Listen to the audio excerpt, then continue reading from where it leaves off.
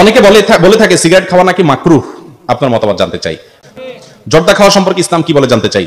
ভাইরা আমার, জর্দার মধ্যে যেটা মিষ্টি জর্দা, বিশেষ করে এটা আমাদের চাচাদের মুরব্বীদের শোনা দরকার। মিষ্টি জর্দা যেটা শুধু গ্রানের জন্য খাইলেন, যদি ক্ষতিকর কিছু না থাকে, এটা জায়েজ আছে। কিন্তু তামাক যে জর্দা আছে, সেই জর্দা খাওয়া জায়েজ হওয়ার কোনো রাস্তা নাই। মুশকিল অনেক হুজুররাও খায়। কোথায় থুতু মারবো, নিজের গায়ে আসবে, কিন্তু উপায় নাই। তামাক এটা সিগারেটের ভিতরে ভরে টান দিলে সেটা যদি না জায়েজ হয়, তাহলে এটা ডাইরেক্ট চাবায় চাবায় খেয়ে ফেললে তো ডেঞ্জারাস ব্যাপার হয়ে যাবে, ঠিক না ঠিক? আর দ্বিতীয়ত হলো মাহাররামা কালিলুহু মাহাররামা কাসীরুহু ফাকালিলুহু হারাম। যে জিনিসটা বেশি খাইলে হারাম হয়, ওটা অল্প খাইলেও কি হয়? হারাম। আপনি বলবেন আমি এক চিমটি খাচ্ছি, ওই এক চিমটি হারাম।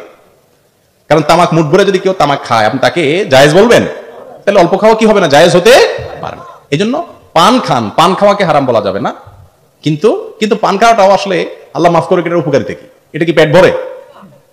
কি বলেন, কোন উপকারে আসে?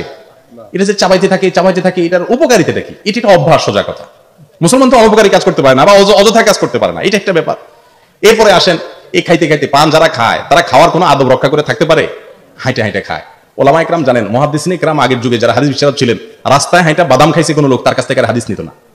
এখন যেভাবে আমরা পান খাই সারাদিন, আমাদের কাছ থেকে মুহাদ্দিসরা দেখলে হাদিস নিতেন না। কারণ পান খাইলে তো হাইটে হাইটে খাইতে হয়, শুয়ে শুয়ে খাইতে হয়, টয়লেটে যাইও চাবাইতে হয়। বলেন আপনি যখন চাবাইতেছেন, মুখের ভিতরে এই দুর্গন্ধগুলো প্রবেশ করতেছে।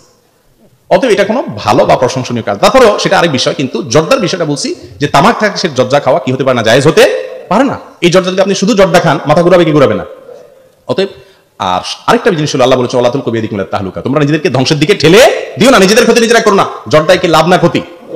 অ্যাবসলিউট ক্ষতি, একেবারে পিওর ক্ষতি। এখানে কোনো লাভের দিক সন্দেহ পরিমাণ নাই। এই জন্য সরকারিভাবে আমি যতটুকু জানি, অনেক জর্দার ব্যাপারে নিষেধাজ্ঞা এসে গেছে, কারণ এটা বিষ, মানুষের জন্য ক্ষতিকর, বিধায় এটা আমরা খাবো না। ঠিক আছে তো ইনশাআল্লাহ।